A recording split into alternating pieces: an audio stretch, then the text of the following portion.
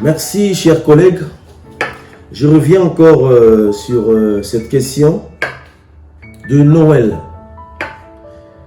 Donc, c'est la suite en fait de la vidéo que j'ai fait dernièrement. En fait, chaque 25 décembre, je refais la même vidéo. Et toutefois, quand nous avons des questions en famille, avec des collègues, avec le partage, eh bien, on a toujours quelque chose à dire concernant la parole de Dieu. Donc, c'est pour cette raison que je suis revenu encore une fois de plus. Parce que je sais que Dieu ne fait rien pour rien. Quand Dieu envoie sa parole, c'est pour guérir, c'est pour bénir, c'est pour le bien de tout le monde. Et je vous ai dit dans ma vidéo précédente que j'étais dans cette fête de Noël, presque une grande partie de ma vie, j'étais dedans. Et je n'avais pas la lumière en fait concernant cette fête de Noël. Et quand vous suivez la vidéo, j'ai fait un peu des détails sur l'homme qui a inventé cette fête et les personnes qui étaient les dieux soleil, soleil invaincu, les dieux Mitra. Et c'était une célébration des jours de leur naissance. Et du coup, ça a pris de l'ampleur avec l'empereur Aurélien qui a institué dans l'église romaine, catholique romaine. Et j'ai marqué la différence entre l'église catholique romaine et l'église primitive. Donc, à titre de rappel, le jour de la naissance du soleil invaincu a été introduit dans l'église catholique romaine par l'empereur romain Aurélien en 274, si j'ai bonne mémoire. Oui, après Jésus-Christ. Et nous voyons que c'est en 1931 que nous allons voir comment on a donné la posture au Père Noël. Et vous voyez les habits rouges, tout ce qui est représenté par le Père Noël, c'est Coca-Cola. Et tout cela, nous avons. Et donc, nous faisons des choses, en fait, dans l'ignorance. Donc, il y a une différence quand même. Et je l'ai bien dit que il y a une très grande différence là-dessus sur l'église catholique romaine et l'église primitive. Donc, on ne peut pas adopter, prendre les choses qui ne nous appartiennent pas. Nous n'avons que la parole de Dieu. Nous n'avons que la parole de Dieu. Donc, on ne peut pas emprunter des choses, faire des choses comme les mondains le font. Et j'ai aussi dit que aucune personne ne peut m'imposer par l'amour que j'ai de mon cœur, parce que l'amour vient du cœur. Et les œuvres de ce que nous faisons viennent de ce que nous avons dans notre cœur. C'est comme dit les Écritures, que c'est par l'abondance du cœur que la bouche parle. Et donc, quand nous parlons de la foi, et c'est les œuvres qui démontrent cette foi. Donc, on ne peut pas parler de l'amour sans voir les actes, les œuvres. Donc, si j'ai un cadeau à offrir à mon enfant que j'aime beaucoup, aucune personne de ce monde ne peut m'imposer une date.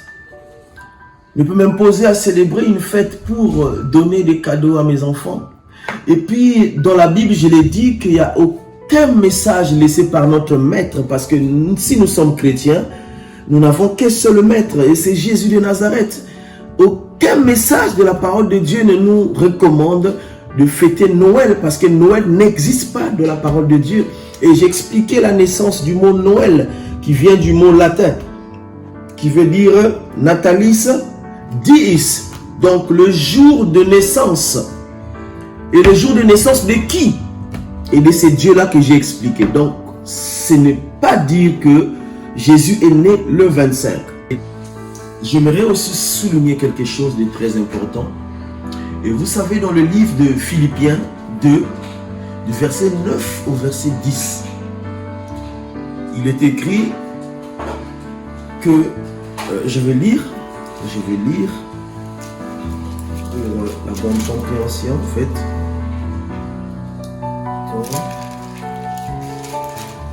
Voilà, Philippiens 2, verset 9 au verset 10. La Bible dit ceci: c'est pourquoi aussi Dieu l'a souverainement élevé et lui a donné le nom qui est au-dessus de tout nom, afin qu'au nom de Jésus, tout genou fléchisse dans les cieux, sur la terre et sous la terre. Et que toute langue confesse que Jésus-Christ est Seigneur, à la gloire de Dieu le Père. Ça, je suis en train de parler dans le sens où l'ignorant est en train de fêter, de célébrer, parce que quand même, je suis quelque part dans la joie quand je vois un musulman, quand je vois un bouddhiste, quand je vois ceux-là qui ne sont pas des chrétiens, mais qui quand même fêtent Noël quelque part. En fait, ils tombent dans ce verset. Ils confessent le nom de Jésus sans le savoir. Ça, c'est pour les ignorants. Et tenez en compte ce passage-là. Mais je ne veux pas que nous puissions vivre comme les ignorants. Pour nous, nous connaissons déjà Jésus. Donc, tout le monde entier aujourd'hui est mobilisé pour Noël. Ça veut dire que ce verset-là a de l'effet et ça me garantit que je suis sur le droit chemin. Et qu'est-ce que je fais? Le chemin que j'ai emprunté, en fait, c'est la vérité. Parce que peu importe la manière, la forme que les hommes ont institué les fêtes, mais nous voyons que tout tourne autour de Jésus. Et c'est une bonne chose, ça confirme la parole de Dieu, que tout genou fléchit et que toute langue confesse. Ça, c'est le côté ignorant et qui montre que les Écritures s'accomplissent parce que c'est une vérité. On va lire un passage afin d'élargir un peu la compréhension ensemble, de comprendre comment nous sommes plongés dans des choses et que sans faire attention, nous adorons des dieux étrangers comme en fait l'avait fait au temps des hommes de la loi. J'ai parlé de Moïse qui en attendant, plutôt j'ai parlé d'Aaron qui en attendant Moïse qui était allé chercher la loi sur la montagne d'Horeb et qui avait fabriqué un veau à la demande du peuple. Et comme ils avaient bien envie de voir, d'adorer un Dieu, mais ils voulaient le voir physiquement. Alors que la Bible dit que personne ne peut voir Dieu et vivre. Et Dieu interdit les représentations. Nous allons lire un passage biblique pour rentrer dans le vif du sujet. Et il n'y a que la Bible pour nous éclairer, parce que nous n'avons que la Bible, qui est la parole de Dieu, interprétée, traduite. Donc nous sommes dans le livre de Luc, chapitre 22, et rien que le verset 19. On lit la parole du Seigneur au nom de Jésus.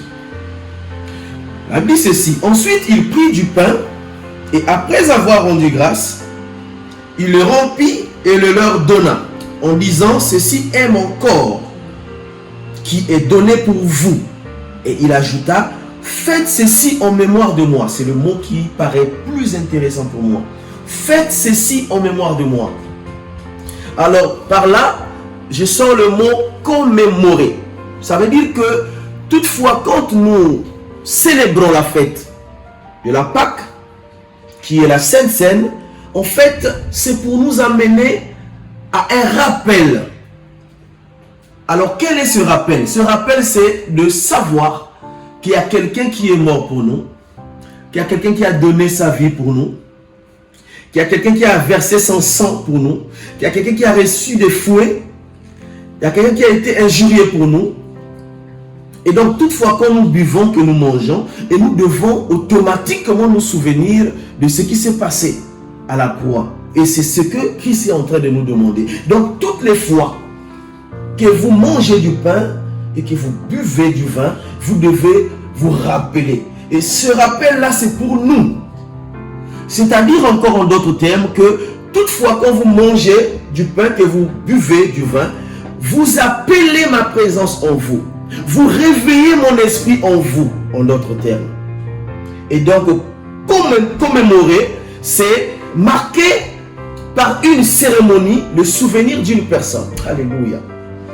Come on. Donc, c'est célébrer, fêter ou marquer par une cérémonie le souvenir d'une personne. Et nous, notre souvenir, c'est la mort de Jésus à la croix.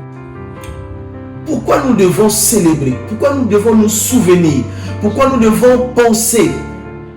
Donc, toutefois, quand vous commémorez la mémoire de celui qui est décédé, c'est-à-dire dans l'église catholique romaine, et d'ailleurs je n'appelle même pas ça église, parce que l'église c'est le corps de Christ.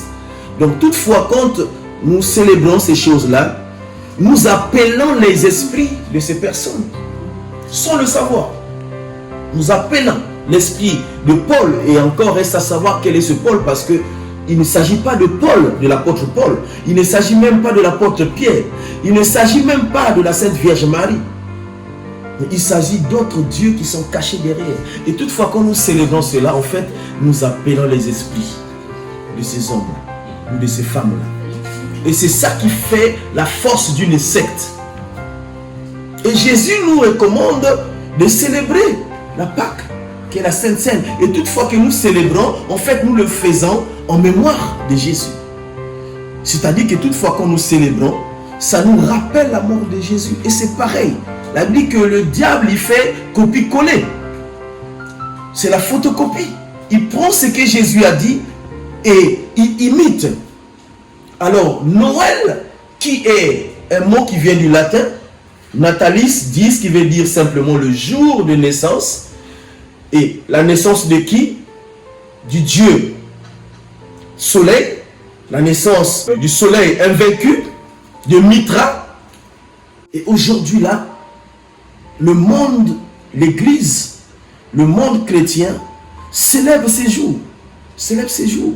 Et je reviens de temps en temps pour ces jours parce que je suis désolé de voir aujourd'hui les chrétiens qui détiennent la parole de Dieu, mais qui n'arrivent pas à discerner. Et il y en a d'autres qui trouvent des excuses. Non, on peut fêter, mais on ne va pas fêter comme tout le monde. Mais, bien aimé, le fait que tu ajoutes une pierre sur une édifice, tu fais quoi? Tu participes à une construction, n'est-ce pas? Tu amènes un morceau de pierre ou bien un sac de ciment pour la construction. Tu es en train de participer à la construction d'une maison.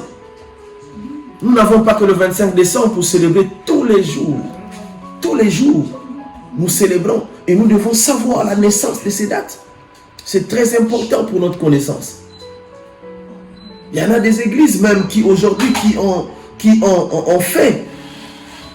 fait des cérémonies pour cette date, le 25.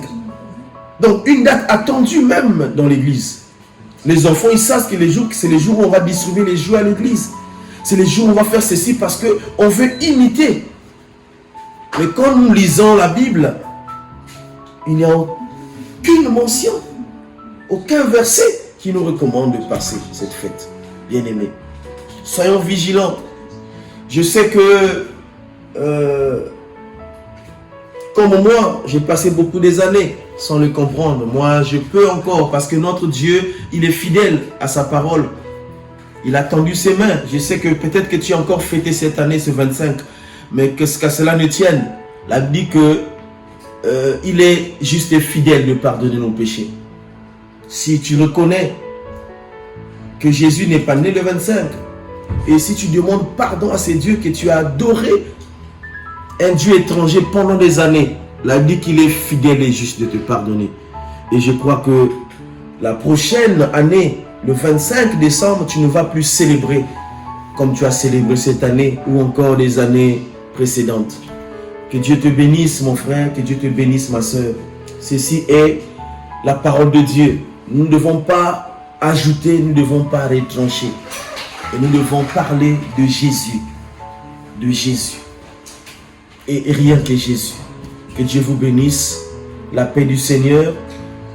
Merveilleuse fin d'année 2020. Et année 2021, que prospérité, bonheur, avancement. Là, il dit que le souhait est que tu prospères à tous égards, comme prospère l'état de ton âme. Bien aimé, nous devons tout faire afin que notre âme soit en parfaite santé. Et la parfaite santé de l'âme, c'est la connaissance de la parole de Dieu. Ce n'est pas autre chose. Parce que la vie éternelle même, c'est la connaissance du Fils. Et quand tu connaîtras la vérité fera quoi? La vérité t'affranchira. Que Dieu te bénisse. Shalom, frère.